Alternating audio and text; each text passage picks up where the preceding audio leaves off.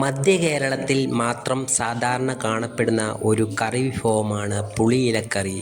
ആവശ്യമായ സാധനങ്ങൾ: പുളിയിലത്തളിര്, ഇലകൾ മാത്രം അടർത്തിയെടുക്കുക, തേങ്ങ ചിരണ്ടിയത്, കാന്താരിമുളക് അല്പം എരിവ് കൂടുതൽ വരാവുന്ന രീതിയിൽ എടുക്കുക, ചെറുള്ളി 4 അല്ലെങ്കിൽ 5 കഷ്ണം, കുറച്ച് മഞ്ഞൾപ്പൊടി, ആവശ്യത്തിന് ഉപ്പ് എന്നിവ ചേർത്ത് നന്നായി അരച്ചെടുക്കുക.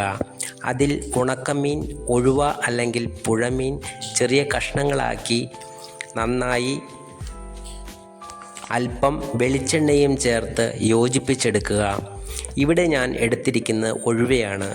അതിനുശേഷം ഒരു പാനിലേക്ക് വാഴയില ചെറിയ കഷ്ണങ്ങളാക്കി തട്ടായി വയ്ക്കുക. അതിനു മുകളിൽ തയ്യാറാക്കി വച്ചിരിക്കുന്ന മസാല കനം കുറച്ച് പരത്തിയെടുക്കുക. ഇതിൻ്റെ മുകളിൽ വീണ്ടും വാഴയില വെച്ച് പാത്രം വെച്ച് മൂടി വയ്ക്കുക. എന്നിട്ട് സ്റ്റൗവിൽ വെച്ച് വേവിക്കുക. വാഴയില കരിഞ്ഞു പോകാതെ ശ്രദ്ധിക്കണം. വീണ്ടും മുകളിൽ വാഴയില വെച്ച് മറിച്ചിടുക. പുളിയില നന്നായി ഡ്രൈ ആയി വരുമ്പോൾ പുളിയില ചുട്ടത് റെഡിയായി. ഇത് ഒരാഴ്ച വരെ വെച്ച് ഉപയോഗിക്കാവുന്നതാണ്. ഇത് മൺചട്ടിയിലും അടുപ്പിലും ഉണ്ടാക്കുന്നതാണ് കൂടുതൽ രുചികരം.